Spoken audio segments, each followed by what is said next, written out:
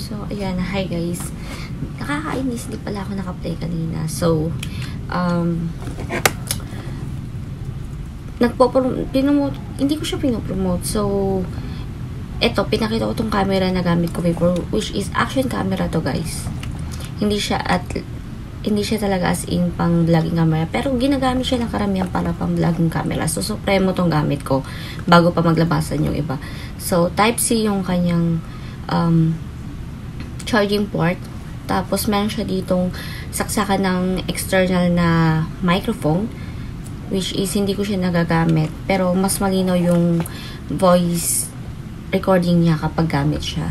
So, yung video na to is para dito sa camera na to is, ito yung camera na 4K resolution, VETIC 8. So, flippable yung kanyang viewing cam. Flippable. So, ayan.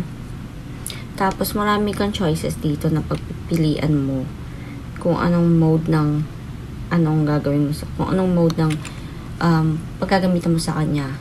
Hanggang 4K resolution siya. So, one click mo dito sa taas is meron siyang camera flash. Ayan. Tapos, pareho nito, pwede mo siyang i-connect sa Wi-Fi para ma-download mo siya through your phone.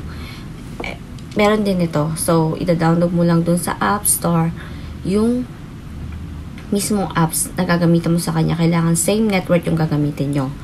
So, ayan. Handy rin itong gamitin, lalo outdoor. Hindi ko pa ito masyadong gamay yung camera nito. So,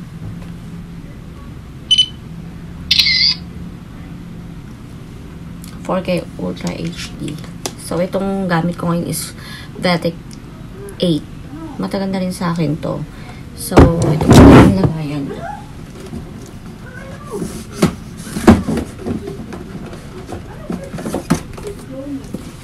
Ito yung ginagamit ko na Supremo camera. And yung digital camera na gamit ko is ito. Ano ba tatak nito? Hindi ko alam kung anong tatak nito. Parang wala siyang tatak. Basta ito yung lagayan niya. So, VETIC, kailangan ang lalabas ng screen is VETIC 8. Walang 8 pala. VETIC lang. So, ayun. After ng shooting na to, is papakita ko yung kuha niya dito indoor sa baba habang kumakain kami with flash. So, ito yung ginagamit kong flash.